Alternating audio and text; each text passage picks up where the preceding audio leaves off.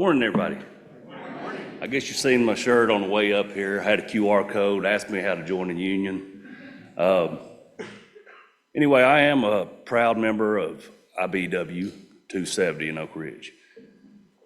And I am the union. So they don't understand, a lot of people don't understand, well, I've never worked for the union. Well, I don't work for the union. I am the union because it is the workers that come together to form the union.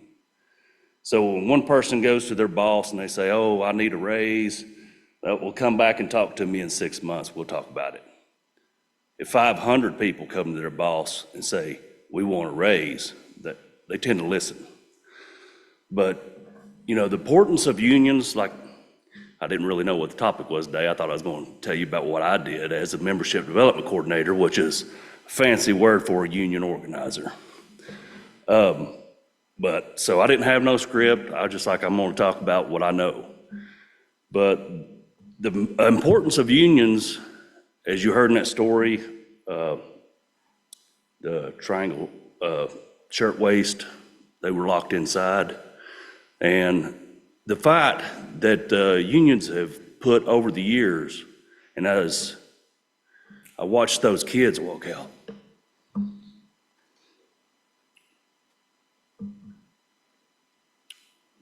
the reason they're not in coal mines and sewing factories is because of unions today. They get to go to school instead of going to work.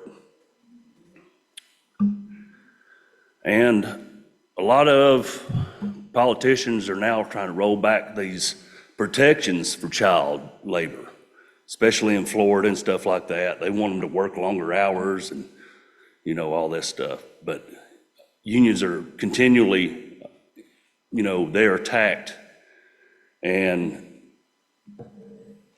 the politicians and the government's not going to save us. Like he said, the workers are going to have to save themselves. And when they come together, they can do that. So we not only raise the wages for union members, we also fight for the non-union members. So part of my job is to change their lives. I go out to these jobs that I see, and I walk onto the job, I introduce myself, say, you know, you can do better. You can do the same work for better pay, better benefits, insurance that's guaranteed. By the contractor pays your insurance, they pay your retirement. Plus, we got 2 defined pensions. These 401ks, they're not pensions. They're taking your money or you're putting into it, and they say they're going to match a certain percent. But most of those people, they're not going to put in their hard-earned money because they also got to pay their own insurance. So, you know, unions are here to protect everybody. We're building new stuff here. Everybody knows that the nuclear corridor right here in Oak Ridge, the nuclear renaissance that's getting ready to happen. The previous administration, we had companies beating down our doors to partnership with the IBW. We were getting ready for it. We're spending over $6 million just on a new training facility. The pipe fitters local has opened up a new training facility where the car lot used to be, Ace Hardware. The laborers union is building a new facility right up here near Home Depot, So, I mean, everybody was getting prepared for it. Administration changes, and they quit answering the phones. They're not talking to us anymore. So, there's a lot of stuff going on that we've got 5 brick and mortar union electrical contractors right here in Oak Ridge. We got Trinity Contracting, we got Adman Electric, Geiger Brothers, Apollo, Besco. We're right here. So what I ask everybody to do is reach out to your representatives and say, why don't we have our workers doing this work? I go down to the job down here. We do have a lot of our guys down there. K-Rose has got SSG, one of our contractors, the only union contractor on that job.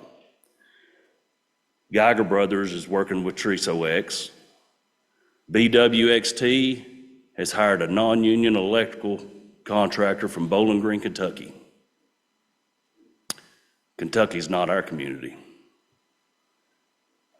So what unions do is they build up communities as well. We do a lot of nonprofit stuff. I mean, volunteer work.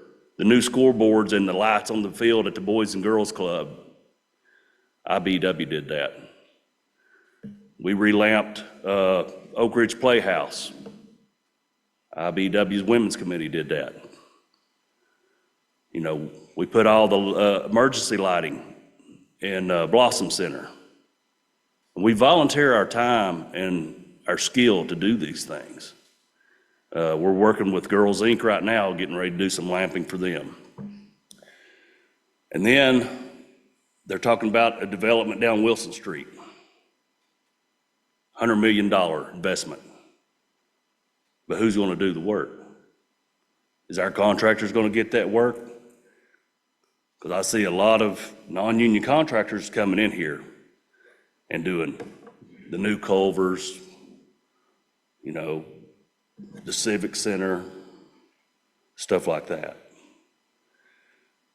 But our wages, and we pay our members very good, that money will stay in the community.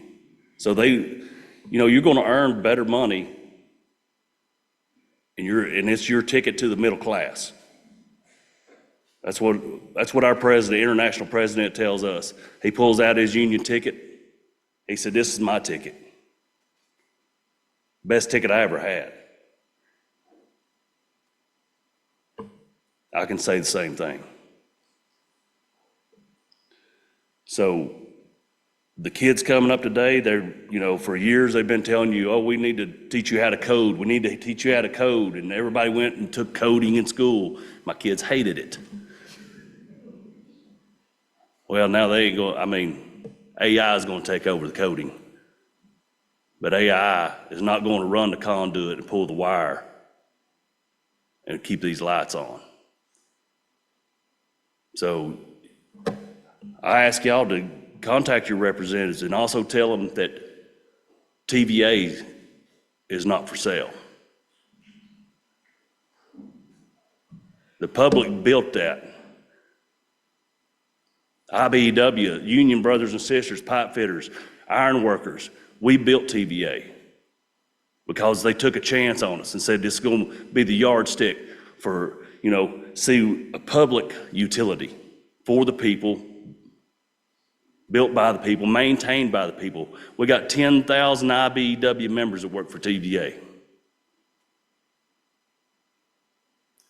So when they talk about privatizing it, you need to contact your representatives and say, we don't need to do that.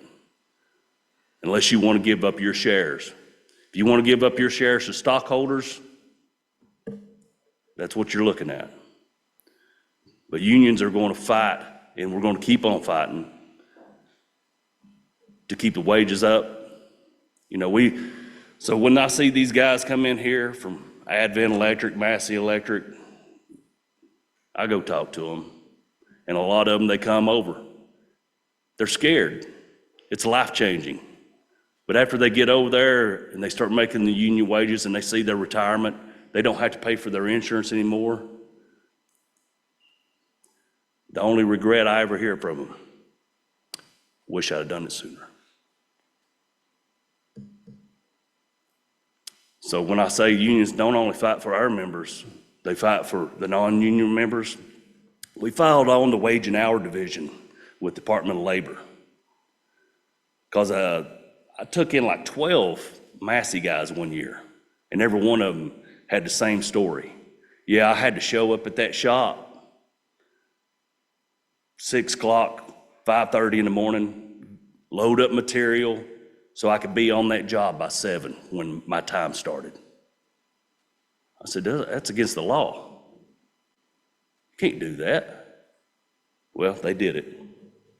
So when we filed with the Wage and Hour Division of the Department of Labor, it took 2 years.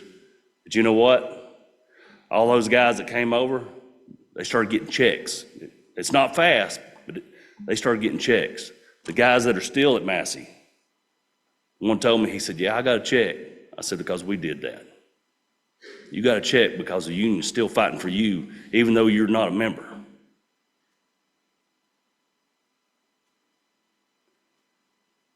So ask yourself, if you're working for a company, what do you want to do? You want to go beg for a raise by yourself, or do you and your workers want to go together and say, we want a raise? And everybody can join a union. You can go to Department of Labor website. It'll tell you step by step. Contact an organizer. So we want to be represented.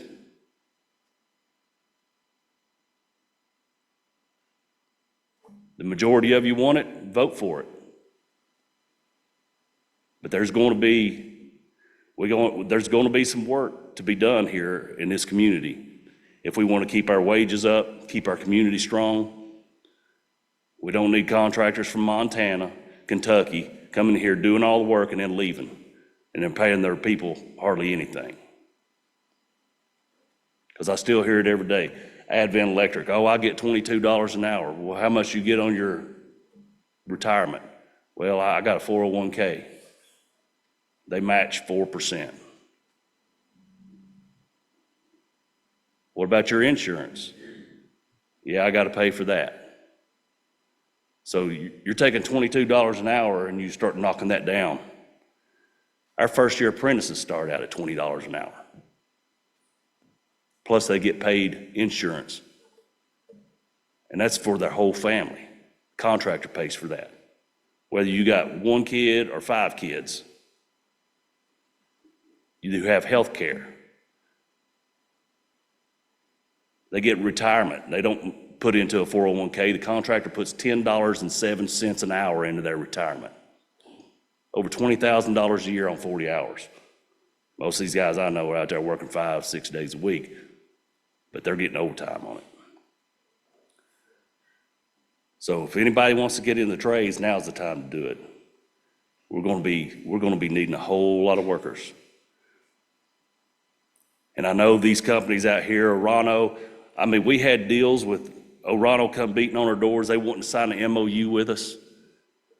AYK America was a marine battery manufacturer. They had already signed an MOU with us. They wanted us to build the facility right down there in Roane County. They wanted us to maintain it, and they wanted us to represent the manufacturing workers that were there, IBW 270. And elections have consequences. So after this new administration, there's no AYK America. And this was big marine batteries. I'm not talking about the ones that go in your boat. They had a contract with Port Authority in Chicago and New York. So these were big liners and stuff, tugboats. But we've lost that. And everybody got behind the nuclear corridor. It's going to be great. Until they decided there's not going to be no community benefits plans, nothing like that. So the new bill that Governor Lee pushed through, no community benefits. What does that mean? No nonprofits. They're not going to help out the communities that they're going to come in here and get all the tax breaks for. Who's nonprofits? United Way, Boys and Girls Club, Girls Inc., no greenways. They're not going to take care of any of that stuff. Unions are nonprofits. So you can't have nonprofits, you can't have organizations, which we're both, and you can't have nobody that bargains for wages of employees.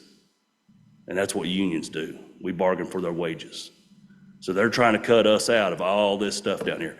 And when we had, they're all telling you, oh, Triso X and X Energy, all these telling everybody, well, we got the community behind us that welcomed us, and now we're going to come in here and do all this work. Well, first you was going to do the work with us. But now I see contractors out of state.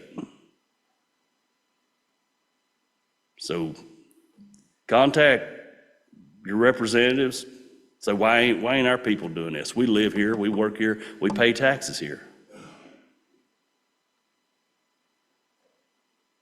But unions are going to keep fighting. We've been here, IBEW's been around since 1891. So we're not going anywhere. When I come on, we probably had a little bit less than 300 members. Now we got over 800, and we're going to keep growing. So reach out to everybody and learn more about unions. And the reason why this weekend is here is because of unions. Why we have an 8-hour workday is because we have unions. So tomorrow when you're celebrating, come on out to the pavilion out here at Melton Hill. Central Labor Council will be there. I'll be there. A lot of other unions will be there. Just go out and talk to them. I'll let y'all get out of here because everybody's going to get hungry and they're going to be mad at me. Thank y'all.